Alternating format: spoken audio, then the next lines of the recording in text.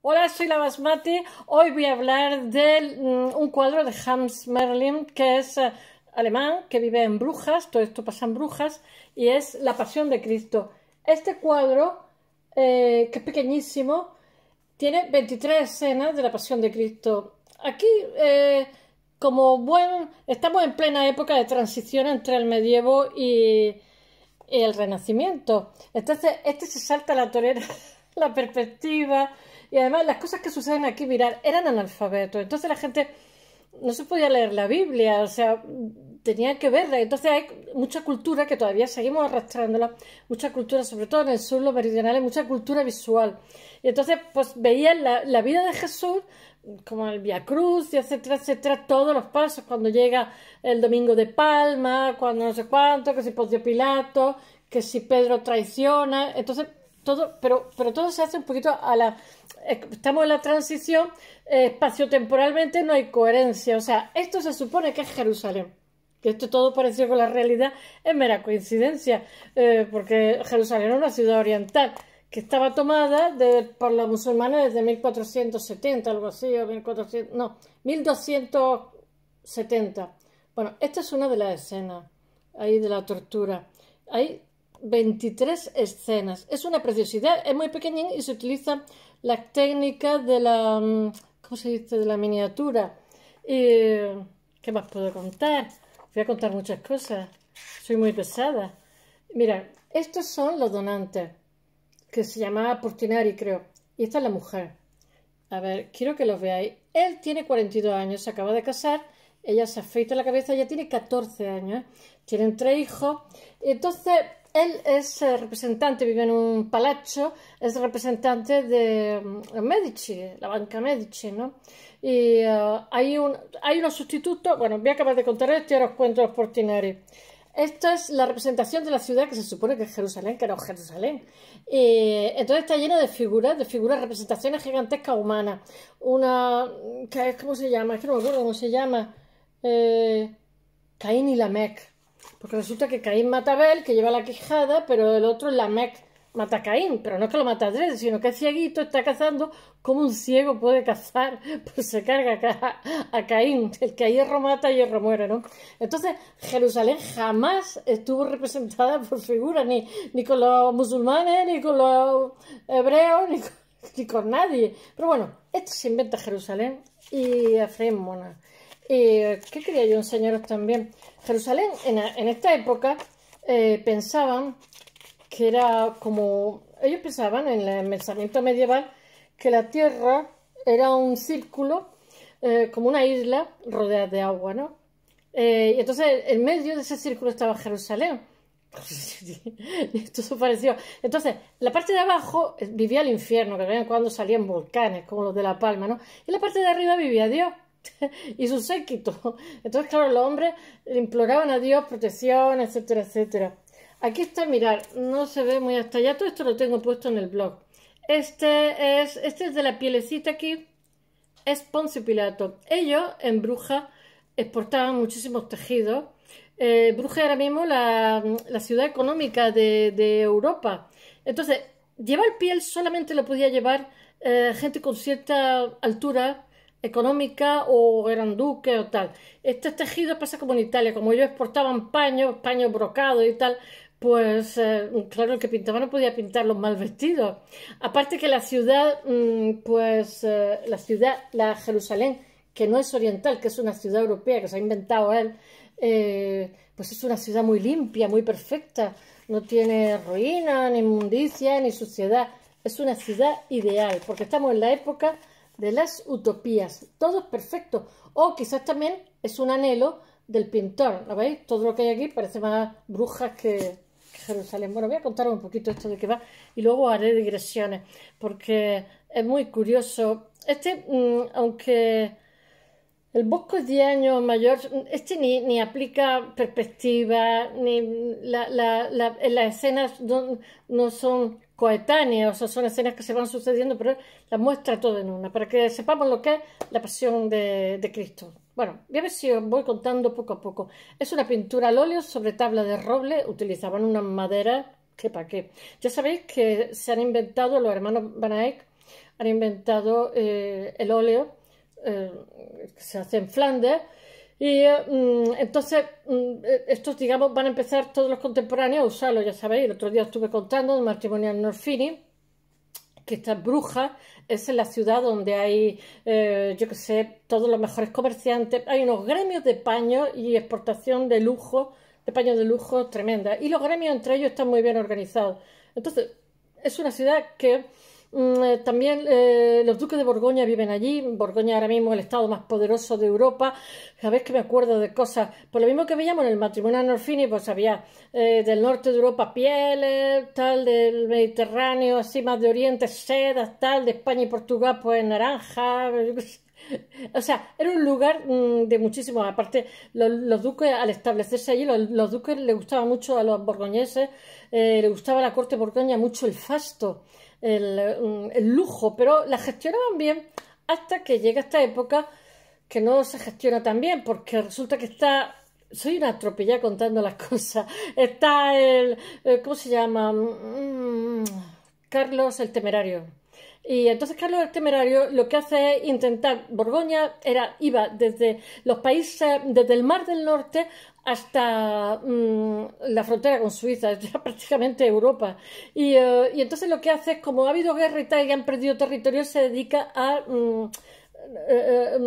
anexarlos, ¿no? Y él se dedica personalmente, pero muere joven en Nancy. Y entonces es una ruina para nuestro banquero, el oferente, que era riquísimo, que era un representante. Ya sabéis que en Italia, os conté el otro día, que conoce la contabilidad de doble, o sea, del debe y el haber, los créditos, las cartas de crédito, en fin. Y entonces lo que hacen, digamos, es que todos esos, ¿cómo diría yo?, esos productos bancarios los expande. Y entonces este chico Portinari, no sé cómo se llama, había empezado con 17 años, su padre ya se dedicaba a eso, y empieza con 17 años y al final va a Brujas porque gestiona muy bien. Pero resulta que el anterior... ¿Cómo era? Carlos, Pedro, el anterior a Lorenzo el Magnífico, que no me acuerdo de todos, sé la historia, pero no me acuerdo de todos los nombres, lo llevaba muy recortado. O sea, él se quedaba con un cuarto. Los banqueros siempre han financiado, los Rothschild financian a la campaña de Napoleón. Todos los gobernantes, todos los políticos se financian con los banqueros, pero claro, los banqueros sacan tajadas, pero también es un riesgo muy grande. Entonces, resulta que el anterior a Lorenzo el Magnífico, que no me acuerdo cómo se llama, creo que era Carlos el Temerario, Pedro, tengo un lío con los nombres, lo llevaba muy recortado. Entonces, él era un representante de los Medici, de la Florencia Medici, que era tremendamente rica y tenía todo un sistema bancario por toda Europa, y de hecho casi que es el que hace caer a los Medici. Entonces, a Carlos el Temerario le financia toda su... o sea, Lorenzo no le recorta, el anterior le recortaba, porque claro, él se quedaba un cuarto. Entonces, como este no le recorta, se dedica a otros temas, él utiliza la banca en beneficio propio, y entonces le dejan barbaridades de suma a Carlos el Temerario, pero resulta que Carlos el Temerario muere joven y en la batalla, con lo cual él no puede recobrar esas sumas. Entonces Lorenzo dice: a mí no me representa, tú trabaja como te dé la gana por tu cuenta. Eso pasa desde... en 7 años se ha arruinado totalmente, y entonces él tiene, con un pasivo grande, tiene que intentar cobrar esas deudas. Conclusión, muere, tiene 3 hijos con este cuadro que vemos, ella que está así en un lado y él está a la izquierda y él a la derecha, que está rezando Jerusalén y tal, en esa supuesta Jerusalén europea. Y entonces sus hijos, cuando les deja la herencia, renuncia a la herencia porque está llena de deudas. Todo esto se sabe porque los Medici se mantienen todo lo que son las partidas contables precisas de lo que pasa en cada momento, en cada sitio. Entonces lo que ocurre ¿cómo se llama?, en Brujas, es que se ciega parte del canal. Los gremios no se saben adaptar a los cambios que hay capitalistas, no se quedan obsoletos, no son competitivos. Entonces, bueno, a raíz que muere el Temerario, Carlos, ¿cómo es? Carlos el Temerario, pues Borgoña como que se descompone. Entonces ya no es que se descomponga Borgoña, sino que además de eso los pintores, el arte es excedente de una sociedad. Como no hay de aquí, porque los gremios no se han adaptado a a los nuevos tiempos, al cambio de paradigma. En fin, se va ahora la capital rica va a ser Amberes, y entonces todos se van a Amberes y Brujas se queda mirando al tendido, que había sido la ciudad más rica, donde había más comerciantes, bueno, había de todo, paño y tal. Bueno, pero nosotros todavía estamos en una Bruja pujante, y de lo que os voy a hablar ahora es de este contexto. Bueno, ¿por dónde iba yo? Que pinta con tabla de roble báltico, ¡buah, qué bien suena! La pinta 1400, se supone que entre 1470 y 1471, pero no está claro en absoluto, todo esto son hipótesis. Este señor era de origen alemán, pero se va donde se mueve el dinero y donde hay encargos, que era en Brujas. Es de origen alemán del primitivo flamenco realmente. Os he dicho muchas veces que los mejores primitivos flamencos los tenemos nosotros, que los robamos, porque éramos la metrópoli y Flandes era nuestra colonia. Y bueno, Hans, la pintura muestra 23 escenas, como he dicho, la vida de Cristo combinadas con una única composición narrativa sin una escena central dominante. Os he dicho que es prácticamente un cómic. Pero muy bonito, es muy pequeñín, ¿eh? A lo mejor tiene, ahora le diré el tamaño, es que no me lo sé bien, no llega a tener 90 centímetros por 30 o 40 centímetros, es pequeñito, y de hecho se utilizan técnicas de las miniaturas. Hay 19 episodios de la Pasión de Cristo y la Resurrección. Allí Cristo sale, el protagonista, Where is Valley? Qué bruta soy haciendo broma. Y la blasfemia. Y 3 apariciones posteriores de Cristo resucitado. La María Magdalena, Noli me tangre, no me toques. Y en el camino de Maús y en el mar de Galilea. Bueno, está también su madre, la Verónica, bueno, ya sabéis. La historia, ¿no? El huerto, Getsemaní, San Pedro, me negarás 3 veces, la escena de Poncio Pilato, en fin, ahora lo cuento. La pintura es encargada por Tommaso Portinari, que lo he dicho, Tommaso Portinari que al final se arruina. Era porque le arruina la codicia, porque cuando alguien te pide dinero, yo lo sé porque mi marido se ha dedicado a eso, siempre hay que dar menos, porque es un riesgo. Por eso cuando la gente hablaba del tema del ladrillo y tal, han caído montones de bancos. Mi marido se indignaba, decía, pero ¿qué se cree? Que los bancos tampoco, los bancos iban detrás, y no, el banco no puede mantener y mantener. Este es un banquero italiano radicado en Brujas, que aparece integrado en la composición, en el retrato del donante, que está, ya sabéis, los donantes están así de perfil, está arrodillado en oración en la esquina inferior izquierda, y la mujer está en la esquina inferior derecha, con su reciente esposa, que se llama María Baroncelli, que tiene 14 años. María Baroncelli, que es hija de una familia prominente, o sea, aquí no nos casábamos con mendigas, en una actitud similar, en la esquina, está así de perfil, con las manecillas. A mí me hace muchísima gracia.